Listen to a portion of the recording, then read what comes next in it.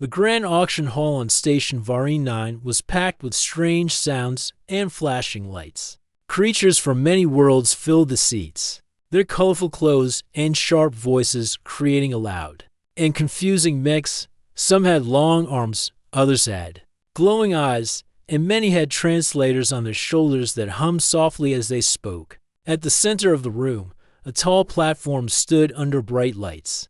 This was where the Yellari were brought, one by one. The Yellari were bio-created beings, made in hidden labs by the Trelloc Empire. They were smart, fast, and trained to obey. Many rich beings wanted one as a helper, guard, or assistant. Each Yellari wore a simple gray uniform and had a metal tag on their wrist. They looked human, but their eyes were just a little too still, too perfect.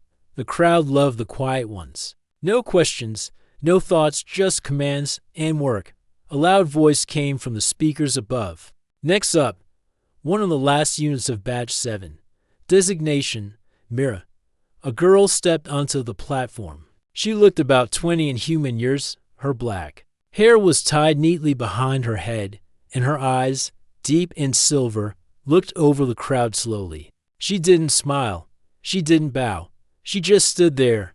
The auctioneer, a short green alien with blinking goggles, cleared his throat. Warning to all buyers, this one has behavior issues. Shows signs of independent thinking. Not dangerous. Just unusual. The crowd murmured. A few laughed. One alien whispered to another, defective. Another said, she won't obey like the others. Bidding began. The auctioneer waited. No hands were raised. Silence stretched. 10 seconds, 20. The auctioneer tried again. Starting price dropped. Still no interest, still nothing. Mira lowered her eyes. Her hands stayed at her sides. But inside, she felt something tight in her chest. She had felt this before when the others were chosen, and she was left behind. Again and again. Suddenly, someone in the crowd stood. A man-human. He was tall, wearing a simple brown jacket and dark boots. His hair was messy, and a small tool case hung from his shoulder. His name was Tom. He had been in the back of the room, leaning against the wall, just watching. He hadn't planned to buy anything. He was an engineer, fixing ships and machines in deep space. He didn't have time for politics or auctions. But when he saw Mira, he didn't see a machine. He saw a person. Then it happened. Mira looked up and saw him. Their eyes met. She didn't know why, but she felt a strange pull in her chest. A kind of quiet trust. A question formed in her mind. Her voice, soft but clear, carried across the hall. Can I be yours? The room fell silent. Even the auctioneer paused, blinking in surprise. The aliens laughed. One shouted, she wants the human. Why? Another said, she must be broken. But Tom stepped forward, his face calm. I'll take her, he said. The auctioneer blinked again. Are you sure, sir? This one, as I said, I'll take her. Tom repeated, now closer. Name your price. The price was low. Lower than any other Yellari sold that day. Tom paid without a word, took the key code, and walked up to the platform. Mira looked at him again, confused, unsure. No one had ever chosen her. Not really. Tom looked at her and said quietly, you don't belong to anyone, but you can come with me. He held out his hand. Mira stared at it slowly. Carefully, she placed her hand in his. Together, they walked out of the auction hall. Tom's ship, the Dandelion, was parked at Dock 17. It was an old Earth model shuttle, patched up in places with metal from 5 different systems. Inside, it was small but clean, with soft lights and the quiet hum of working engines. Mira stepped inside and looked around. Everything was so different from the lab where she was made. No white walls, no guards, just tools, maps, and books. Tom showed her the guest seat near the control panel. You can sit here for now. It's a quiet ride. Mira sat down, still unsure what to do. What are my orders? She asked. Tom looked at her, surprised. Orders? You're not a soldier. You're a guest. But I was made to serve. Tom shook his head. Well, I wasn't made to command, so I guess we're even. He gave her a small box. Inside was a protein bar. It's not fancy food, but it helps. Mira took it and stared. No one had ever handed her food before. No one had ever shared. As the ship rose and slipped into the stars, Mira sat quietly, watching the stars move past. Her thoughts were full of strange feelings. She didn't know what they meant yet, but one word kept echoing in her mind, his. Not like a tool, not like a slave, but like something else. She didn't understand it fully, but for the first time, she wanted to. That night, after the ship entered light jump and the stars blurred into silver lines, Tom sat in the back room, fixing an engine part. Mira sat nearby, reading the label on a bottle. "What are you reading?" Tom asked. "I don't know yet," she replied honestly. He smiled a little. "Take your time." She looked at him again, her silver eyes calm now. "Why did you choose me?" she asked. Tom thought for a moment before answering. "Because you asked." That answer confused her more than anything else, but deep down, it also made her feel warm. Maybe, just maybe, she wasn't broken after all. The stars outside the window of the dandelion blinked softly as the ship floated through space. Inside, it was quiet. Only the low hum of the engine and the gentle clicks of Tom's tools could be heard. Mira sat near the window, staring at the stars. She had seen space before, but it had always been from inside cold labs or ships full of guards. This time, it felt different, peaceful, open. Tom walked in from the engine room, wiping his hands with a cloth. "You okay?" he asked. Mira turned. "I am not broken." Tom blinked. "I never said you were." "But the others did," she said softly. "At the auction. Before that too." Tom sat down on a crate across from her. "Well, the others don't know you like I do. You saw me. You chose. That's not broken. That's brave." Mira looked down at her hands. "I don't know what I'm supposed to be anymore." Tom nodded slowly. "That's all right. We'll figure it out together." In the next few days, Tom showed Mira around the ship. It wasn't large, just 3 rooms, the cockpit, the engine room, and a small sleeping area with 2 narrow beds. But it was home to him. "This is the kitchen," Tom said, pointing to a machine that hummed when he pressed a button. "It makes food. Not good food, but it keeps you alive." Mira watched as he made 2 warm packs. They smelled strange, but not bad. She took one, studied it, then took a small bite. Her eyes lit up. "It tastes warm." Tom laughed. "That's one way to describe it."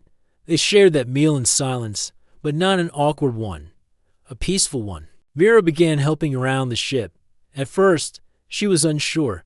She asked before touching anything. She double-checked every step. But Tom was patient. He showed her how to tighten the coolant pipes, how to check the air filter, and how to read the star maps. "You've got quick hands," he said one day as she repaired a damaged circuit.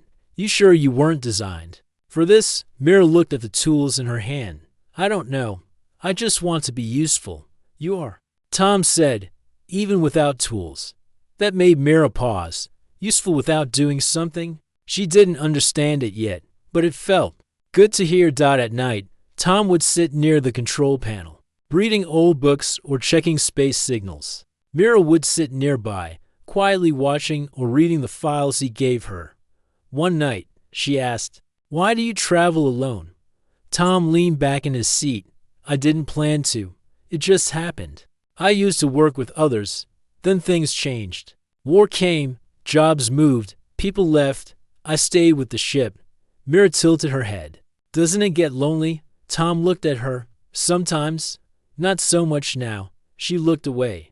But there was a small smile on her face. One morning, the ship shook slightly. Not much, but enough to wake Mira. She ran to the cockpit. "What happened?" Tom was already at the controls. Small meteor hit the side. Shield caught most of it, but the outer panels cracked. "We'll need to stop for repairs." Mira didn't panic. She checked the damage from the cameras and said, "Panel 7B is loose. I can fix it." Tom looked at her. "You sure?" She nodded. "I want to help." With Tom guiding her from the inside, Mira suited up and stepped out through the hatch. The panel was cold and sharp, but her hands were steady. She worked quickly, securing the loose bolts and replacing the seal. When she returned, Tom smiled. That was fast. Mira gave a small nod. I didn't want your ship to stay hurt. Our ship, Tom corrected. She froze for a moment, then nodded again. Our ship. They docked at a small station called Elos 3 for more parts. It was a peaceful place, run mostly by traders and miners. No guards, no Empire soldiers. Mira wore a hood to cover her face. Not wanting attention, Tom didn't force her to talk or meet anyone. He let her stay close, guiding her gently through the market dot at one stall. An old alien woman looked at Mira and said, "That's a Yillari, isn't it?" Tom stayed calm. "She's with me." The woman smiled. "Then she is lucky." Mira turned her head.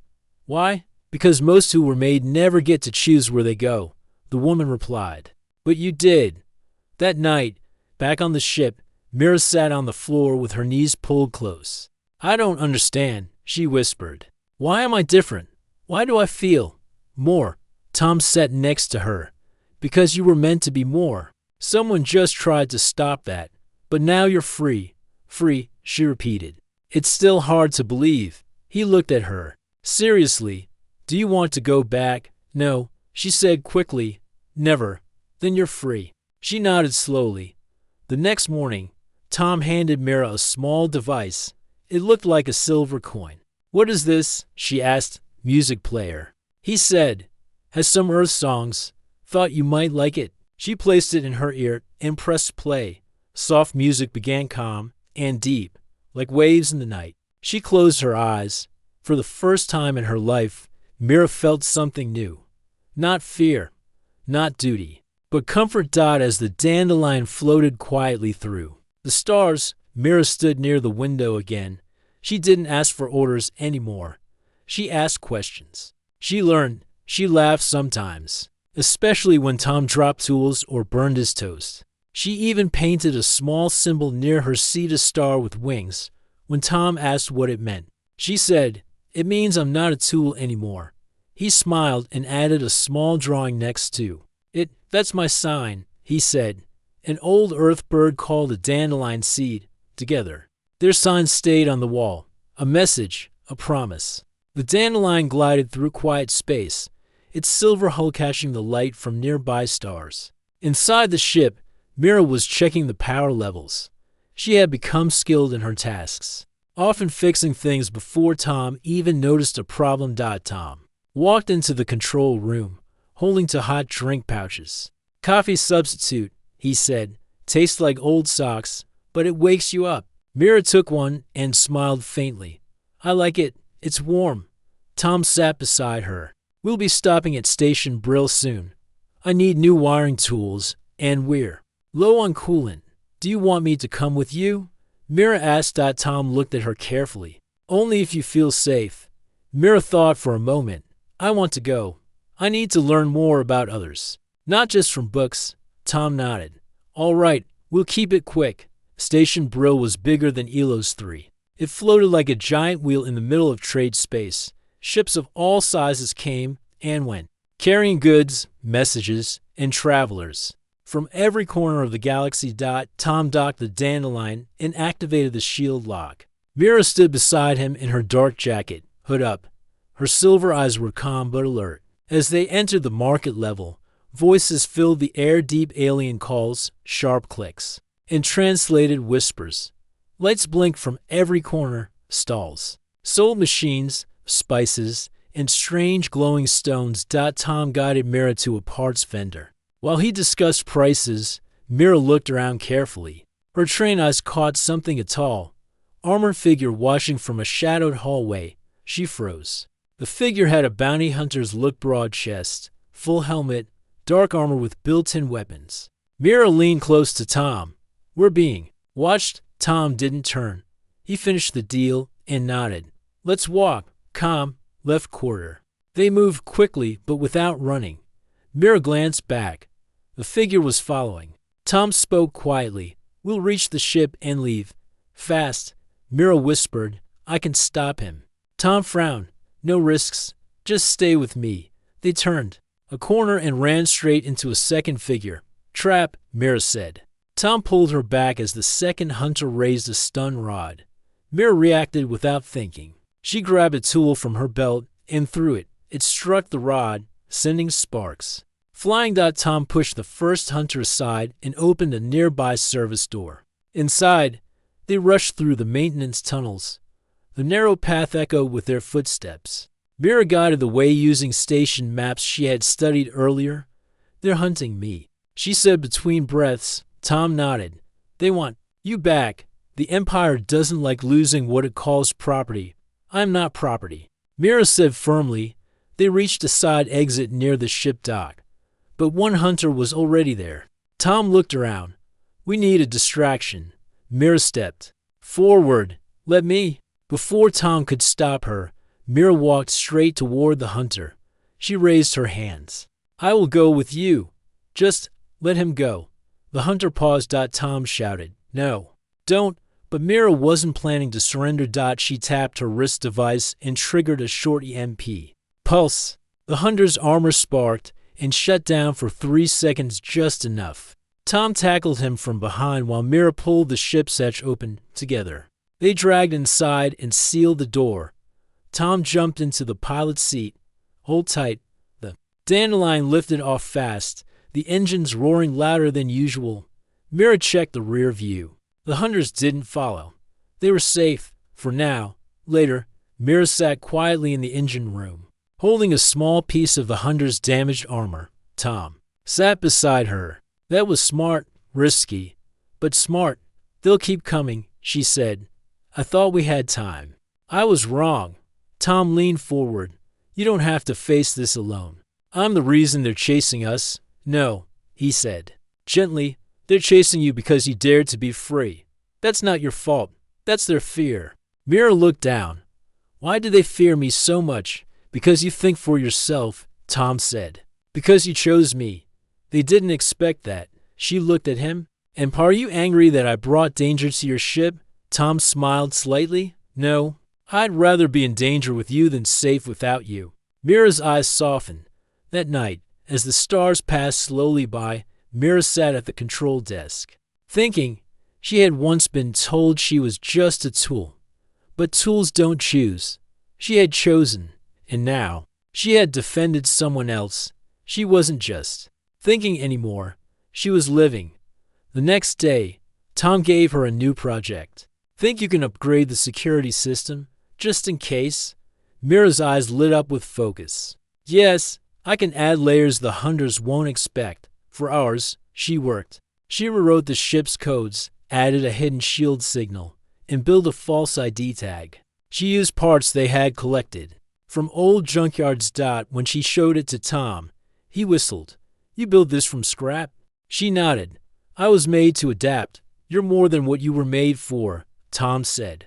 Mira gave a small smile. So are you? Tom laughed. Fair enough. In the quiet hours of the next travel cycle, Mira stood in the sleeping room. Doorway. Tom. He looked up from his book. Yeah. Why did you let me stay? He thought for a moment. Because you looked at me like I mattered. Most don't. Mira stepped closer. And now, I want to stay because you matter. Tom smiled. Then we're both where we belong. Mira nodded. In a galaxy full of machines, money, and power. Two people had found something simple. Trust. The stars outside the window looked still. But the dandelion moved steadily through space. Inside, Mira sat at the table with a data pad in her hand. Her silver eyes stayed focused on the glowing screen. Lines of old code ran across it, lines she had seen before, but never questioned. Tom walked in, carrying a box of parts. You've been quiet. Mira looked up. I found something. Tom set the box down. What kind of something? She turned the screen to him. I was checking a backup from the bounty hunter's armor. I found links to the original Yalari design. Archives. Tom raised an eyebrow. I thought those were locked by the Empire. They were, Mira said softly. But this one had a crack in the firewall. I went through it. Tom sat beside her. And Mira touched the screen. It showed an old image of lab, a group of human scientists, smiling beside early Yalari units. This was over 40 years ago, she said. The first Yellari were made on a human colony world, not by the Empire. We weren't created to serve aliens.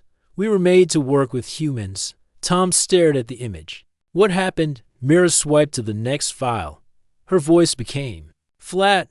During the war between Earth and the Trelloc Empire, the colony was attacked. The Yellari units were captured. The Empire reprogrammed us, changed our memory cores, turned us into silent tools. Tom looked at her carefully. But you weren't changed completely, were you? Mira shook her head. Some code remained hidden, old code. Human code. That explains why you're different, Tom said. Why you feel things. She nodded. I was never broken. I was unfinished, forgotten. Tom leaned back. So what do we do now? I want to find the person. Who made this code? She said. The original creator. If they're still alive. Tom stood up and picked up the datapad. We'll find them. Let's start tracing these files. For the next few days, Mira and Tom worked together. They searched old networks, scanned hidden channels, and followed data trails across half the galaxy. Mira grew better at decoding every day. She barely slept, but she didn't feel tired. Then, on the fifth night, she found it, a name. Dr. Varlin, one of the lead scientists of the Yellari project, and a location, the ruins of Elion Prime, the destroyed colony where the first Yellari had been made. Tom leaned over her shoulder. That place was wiped out. During the war. Not completely, Mira said. A small station survived underground. Dr. Var went off the grid and may still be there. Tom narrowed his eyes. If we go there, the Empire might be watching. I don't care, Mira said firmly. I need to know why I was made. Tom smiled. Then we go. The journey to Elion Prime was long and dangerous. The planet had no spaceports left, only scattered wrecks and ruins. As the Dandelion entered orbit, the ground looked gray and broken, like old bones under clouds. Tom found a safe place to land near a canyon. Mira checked the scanners.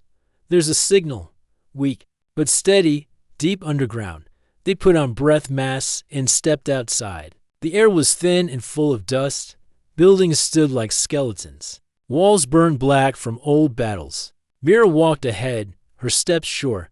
They followed the signal through broken roads. Down into an old elevator shaft. The elevator was dead, but Mira fixed the panel. It moved slowly, groaning all the way down at the bottom. Lights flickered on. A quiet hallway stretched forward. At the end was a sealed door. Mira pressed her palm against it. The scanner blinked. Then it opened. Inside was a small lab, still powered, still warm. And sitting in the corner, working on a terminal, was an old woman. With silver hair and calm eyes. Dr. Varlin. She looked up slowly. Her eyes widened. Mira. Mira froze. You know me. Var stood. I made you. Not you exactly. But your line. You still carry the core design. Tom stepped forward. Why did you leave? Why didn't you stop what they did to her? Var's eyes lowered. Because I was too late. They took everything. Changed the code. Used the Yellari to build their empire. I escaped, but the damage was done. Mira's voice trembled. I was told I was defective, that I wasn't useful. Var walked to her and gently touched her hand. No, child, you are perfect. You were made to feel, to think, to choose. That was the point. Tears formed in Mira's eyes. Then why did they erase us? Because beings that choose are harder to control, Var said softly. Tom watched as Mira sat beside Vara. They talked for hours about the old project, about what was lost and what still remained. Vara showed Mira how to unlock the rest of her code. You could reach others like you. They're still out there, silent, sleeping. Mira sat very still. Can I wake them? Vara nodded. You can try. Tom placed a hand on Mira's shoulder. Are you ready for that? Mira looked at him. I don't know, but I have to try. That night, they stayed in the lab. It was safe, quiet, and full of memories. Mira stood at a large screen, typing carefully. She was building a signal one that could reach hidden Yellari units across space. A code that could tell them, you are free. You can choose. You are not broken. Tom watched her work. You sure they'll listen? I don't know, she said. But someone listened to me when no one else did. She looked at him with a small smile. And that changed everything. The signal was ready.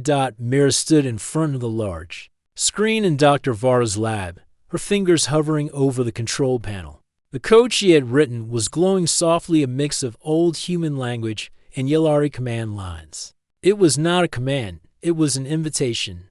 You don't have to do this, Tom said behind her. Mira turned to him. I do. If even one of them hears me, it will be worth it. Dr. Vara nodded from her seat. The signal is short-range but strong. It will reach nearby systems. If any hidden Yellari are there, they'll feel it. Mira pressed the button.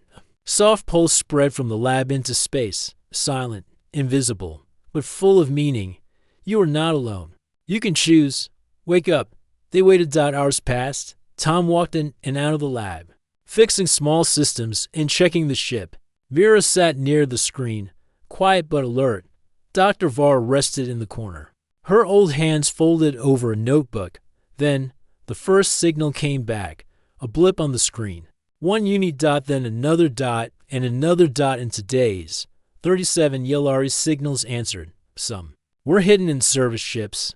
Others were deep inside alien palaces or war machines. Their minds had been locked, but now they were waking.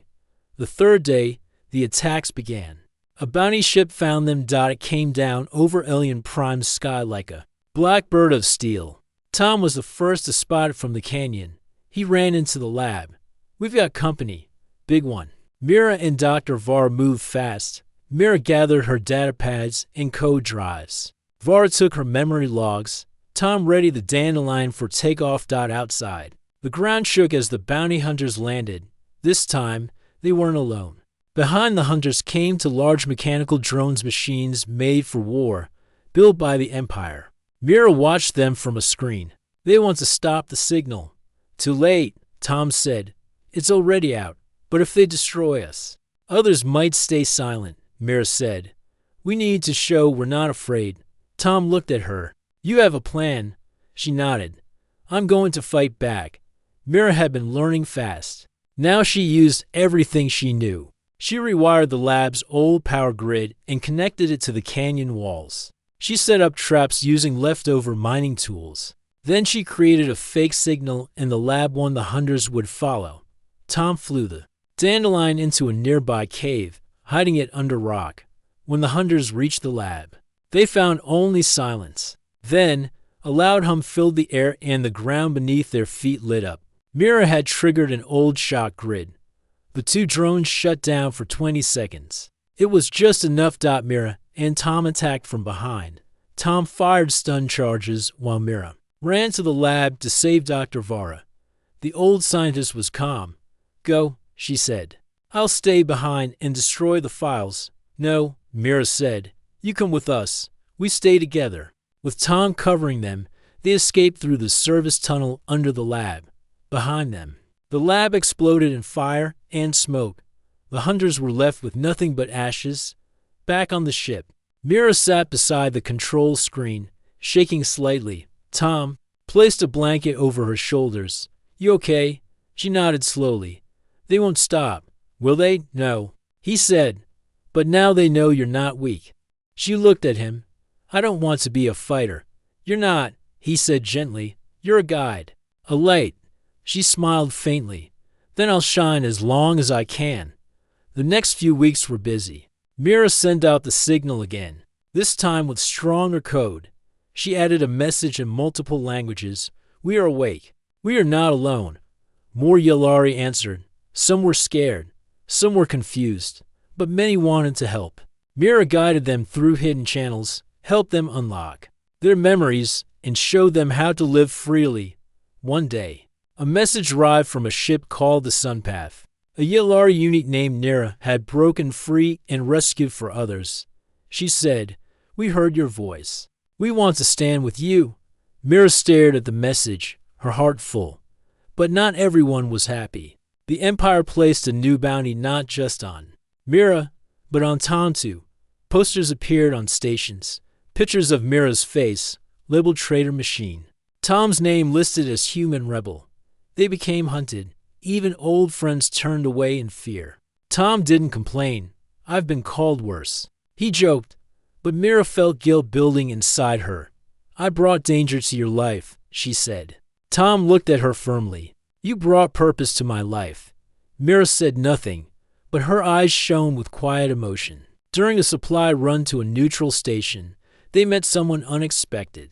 A young alien named once a bounty hunter. He had followed Mira's signal, expecting to catch her, but instead, he saw what she was doing. He read her messages. He saw the kindness in her voice. Ryan walked into the docking bay and held up empty hands. "I don't want to fight anymore," he said. "I want to help." Mira didn't trust him at first, but Tom said, "Sometimes people change when they hear the truth." So Mira gave him a chance. Ryan became their first real ally. Together, they formed a small network of free Yellari, humans, and other species. They had no army, no fleet. Just voices. But those voices were growing stronger. Mira stood before a small group of newly freed Yellari one day. They waited quietly for her to speak. "You were made to follow," she said.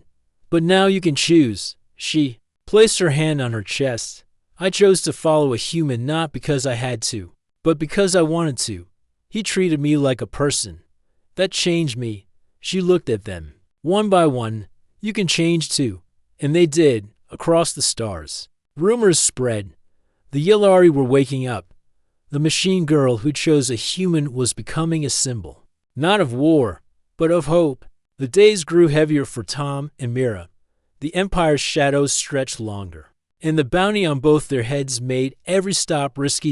In the quiet moments aboard the Dandelion, Mira sat by the window, watching stars blur as the ship jumped. Faster than light, Tom was in the engine room, repairing a worn-out circuit. His hands steadied despite the tension in the air. Suddenly, the ship's alarm beeped sharply. Tom wiped his hands and rushed to the control room. Mira was already there, her eyes scanning the holographic display.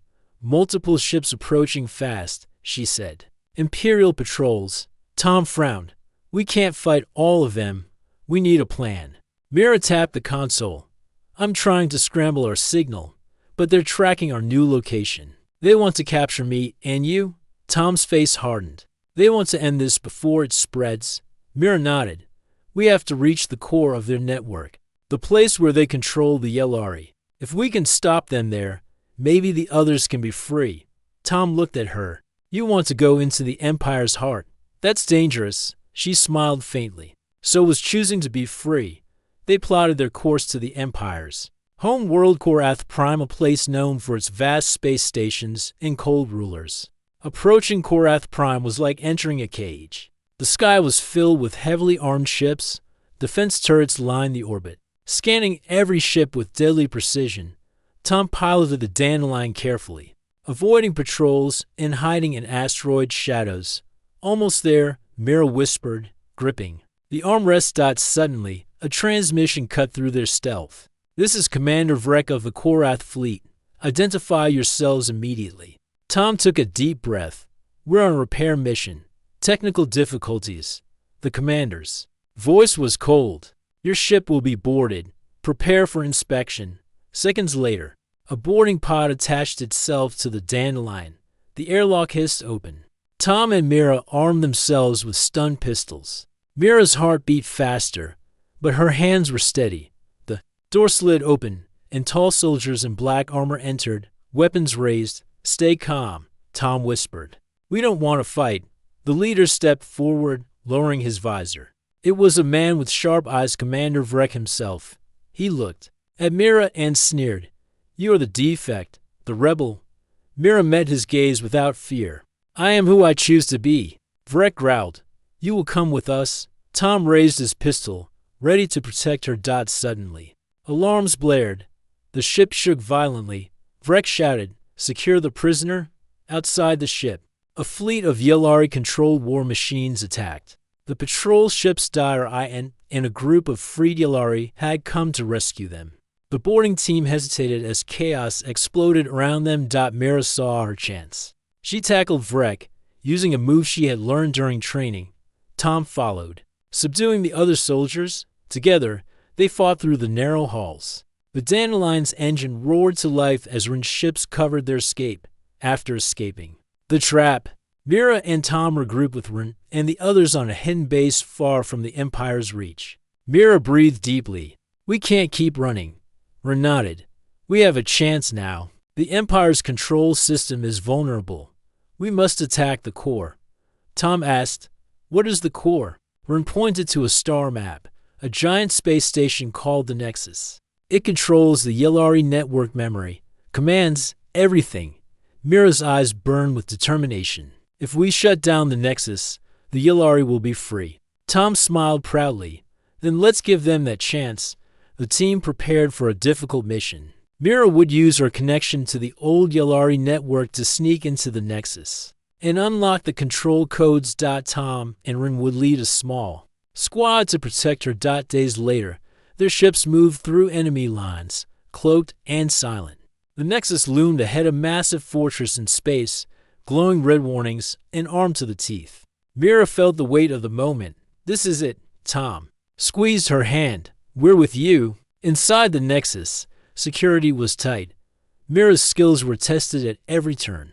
She hacked through encrypted doors and avoided patrols, her heart racing but her mind clear. Tom and Rin covered her, disabling alarms and fighting off guards. Finally, Mira reached the central chamber.